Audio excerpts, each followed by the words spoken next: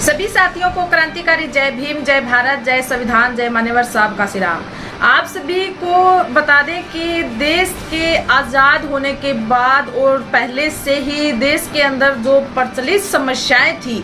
और संविधान लागू होने के बाद, देश आज़ाद होने के बाद 70 सालों के बाद जो देश के अंदर प्रचलित जो समस्याएं मौजूद थी, उन समस्याओं पर आज सदन के अंदर पहली बार किसी सांसद ने आवाज उठाई। साथियों, आप सभी को बता दें कि नगीना की सीट से सांसद बनने के बाद चंद्रशेखर आजाद जी ने जिस तरीके से सदन के अंदर गंभीरता के साथ जिन मुद्दों पर चर्चा की, उन मुद्दों को आप सभी तक पहुंचाना बहुत ही जरूरी है। सदन के अंदर देखते हैं तो इतने सालों बाद भी देश के जो बुनियादी मुद्दे हैं वो सदन की कार्यवाही से दूर रहते हैं और सदन के अंदर उन मुद्दों पर चर्चाएं नहीं की जाती। चंद्रशेखर आजाद जी पहले भीम आर्मी के संगठन के साथ काम करते थे और भीम आर्मी के चीफ होने के नाते उन्होंने अलग अलग क्षेत्र में अपने संगठन का विस्तार किया और उसी के साथ वो सड़कों पर आकर काम करते थे, समाज की लड़ाई लड़ने का काम करते थे और देश के अंदर प्रचलित विभिन्न प्रकार की समस्याओं पर वो खुलकर बोलते थे।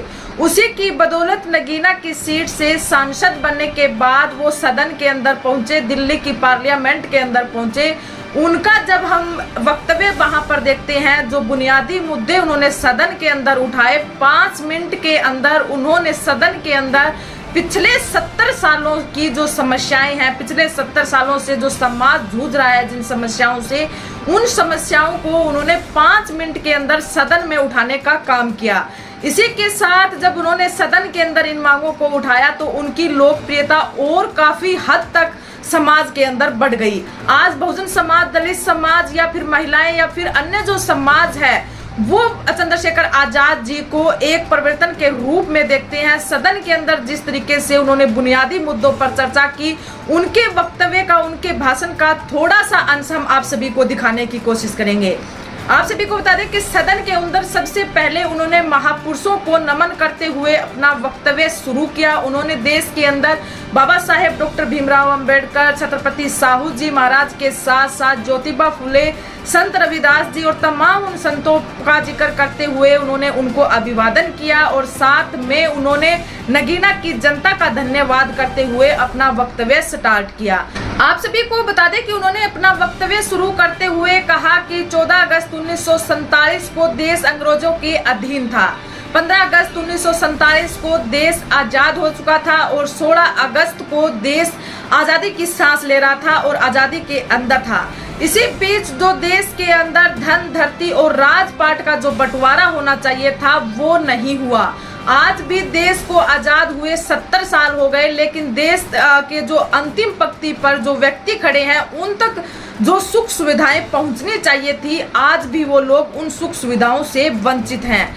उन लोगों तक भी असमानता की लाइन में लाने के लिए विशेष कार्य योजनाएं करने की जरूरत है। इसी के साथ उन्होंने बातें करते हुए कहा कि जातीय जनगणना के साथ साथ संख्या के आधार पर लोगों को, जो दलित समाज के लोग हैं जिनको आरक्षण मिला हुआ है, उनको संख्या के आधार पर और जातीय जनगणना कराकर उनके आरक्षण को अब बढ़ाना चाहिए। इसी के साथ उन्होंने कहा कि देश के अंदर 70% जो आबादी है वो गांव के अंदर रहती है। जो गांव के अंदर जो लोग रहते हैं उनके विकास के लिए भी विशेष परियोजनाएं आज देश के अंदर चलाने की जरूरत है।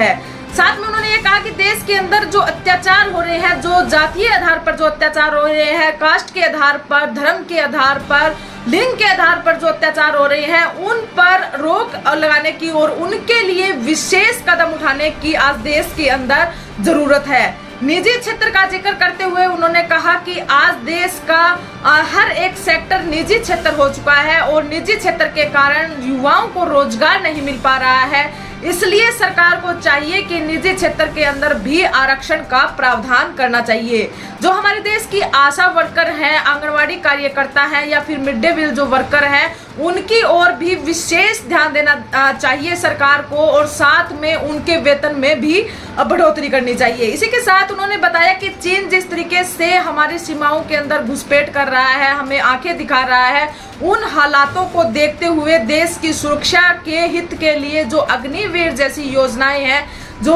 देश के भविष्य के लिए उचित नहीं है, युवाओं के भविष्य के लिए उचित नहीं है, उन योजनाओं को बंद करना चाहिए और देश की एक प्राचीन जो चमार रेजिमेंट जो थी उसको बहाल करना चाहिए और पुनः उसको लागू करना चाहिए। इसी के साथ उन्होंने किसानों पर चर्चा करते हुए कहा कि आज किसान जिस तरीके से जो अपने हक अधिकारों की लड़ाई लड़ रहे हैं, हमने देखा कि इस देश के अंदर जो धन्ना सेठ जो पूंजीपति लोग हैं उनके 15 लाख करोड़ रुपए इस सरकार ने माफ किए, तो फिर जो किसान वर्ग है जो एमएसपी की जो लीगल गारंटी मांग रहे हैं या फिर उनके जो कर्ज माफी की जो बात है उनको लेकर भी सरकार को कदम उठाने की जरूरत है। उनको एमएसपी की लीगल गारंटी देनी चाहिए और साथ में उनके कर्जे माफ करने चाहिए। इसी के साथ उन्होंने बताया कि 2 अप्रैल 2018 को SC/ST एक्ट को बहाल करवाने के लिए जिस तरीके से देश के अंदर आंदोलन हुआ और उस आंदोलन के दौरान युवाओं पर, दलित समाज के युवाओं पर जो मुकदमे दर्ज हुए उन मुकदमों को खारिज करना चाहिए, क्योंकि हमारी जो लड़ाई थी उस समय वो लड़ाई हमारी जायज लड़ाई थी। इस लड़ाई को सुप्रीम कोर्ट ने भी जायज ठहराया था और सरकार ने भी इस लड़ाई को जायज ठहराया था। तो उन मुकदमों को आज तक युवा जो झेल रहे हैं उन मुकदमों को खारिज करना चाहिए। इसी के साथ उन्होंने बताया कि मीडिया पत्रकारों के ऊपर जिस तरीके से शिकंजा कसा जा रहा है, जो सच्चाई की बातें वो उठाते हैं उनके